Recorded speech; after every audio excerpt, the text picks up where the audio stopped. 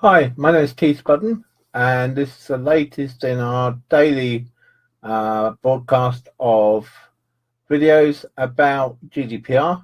And as you probably know by now, each day I'm picking a different GDPR related subject to talk about for a few minutes to hopefully broaden your knowledge on GDPR. And sometimes it's things that I think are interesting, sometimes it's things which come up in discussion. I do read all the comments, whether it's on Facebook or LinkedIn, so please, if you have a comment, good or bad, hopefully good, do leave it in the comment section so that I can read it. Anyway, today I thought I'd build on from where we went yesterday. You remember yesterday we spoke all about data subject access requests, and I know that's raised quite a bit of interest by the number of views of the video both on Facebook and on LinkedIn.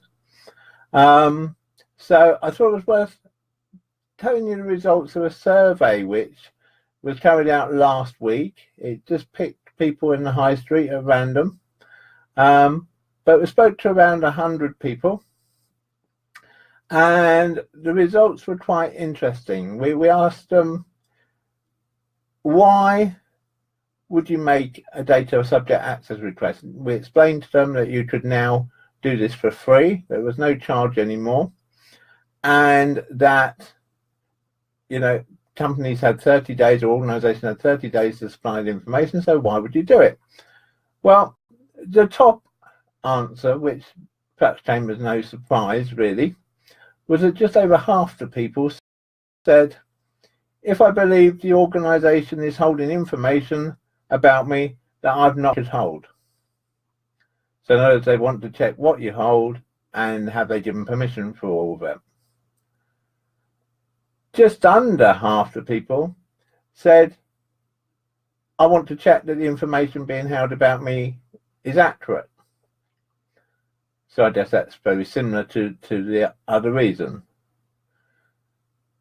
Another common reason, again, almost half the people, was if I'm worried that the organization is holding sensitive information about me. Just under 4 out of 10 people were simply curious about what information the organization was holding about them. They weren't really concerned whether it might be too much or too little. They were just curious what was held.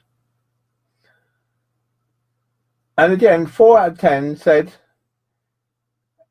if I'm considering asking them that now I know I can be forgotten, to be forgotten. If I'm considering asking them whether I want to be deleted from their records or not. So they're all sort of reasons which, you know, I think we all anticipated really. But then we're going to a slightly different way of looking at things.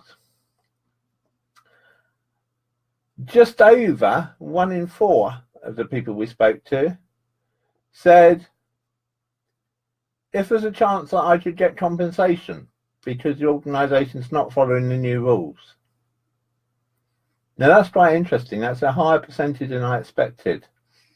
That just over a quarter of the people would be prepared to put in a submission for a data access request to see if they could then get compensation.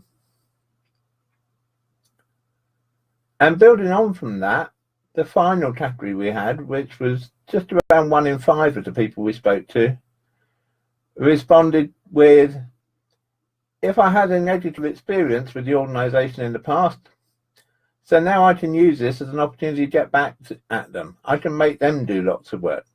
I can make them have a hard time. I can give them a headache. And so people see it as a chance to, in a way, get revenge for bad service, poor service, or maybe just because they've had to complete a big form with you in the past and now they want a big form back from you saying what all the information is. And the final question was, if you could have done all this already, but there was a fee of £10, would you still do it? Only 7% of the people said they would still proceed with it, but Now they know they won't have to pay for it. They were all very happy to proceed with it. So I think, again, that gives an indication of the sheer volume of requests that organisations are likely to receive. So using this information and the information from the video yesterday, I think it demonstrates why it is very important that by the 25th of May, and hopefully ahead of the 25th of May, you have a good procedure in place of how you're going to deal with data access requests. How are you going to deal with it? Who's going to be responsible for it? How are you going to recognise one? How are you going to respond to it? How are you going to control it within your organisation? How are you going to make sure that only the correct information is released? Are you going to audit that information internally? Are you going to audit it externally? How are you going to do that? Obviously, we can help you with that. So please get in touch if you think you'd like to use us to help you. We would, of course, be delighted to help you put certain procedures and policies in together and in place. And the other thing I would say is, once you've got your policy in place, your procedure in place, you think it's great, you think, I've got this licked, there's no problem now. Well, get a few of your employees to make up requests and test it. Just how easy is it to respond to those requests? How many days does it take? How many man days does it take to answer one request? And then multiply that up by the number of people who potentially could make a request. Let's suppose 10% of your customers make a request within 3 months. Are you really geared up to be able to respond to that number of requests, bearing in mind that you have to get the answer out within 30 days? Hopefully that's given you a little thing to think about. Please do get in touch with me if you think I can help you with your GDPR. I'd love to get more involved with any one of you, any of the companies watching this. Please leave a comment if you think I've raised something interesting. Please don't be afraid to ask a question. If you want to ask a question, please do that in the comments too, and I'll do my best to answer them for you. And there's no such thing as a stupid question. If you're not sure on something, chances are someone else watching this isn't sure on it either. So I'll leave you with that, and I'll speak to you again on a different GDPR related topic around this time tomorrow. Bye for now.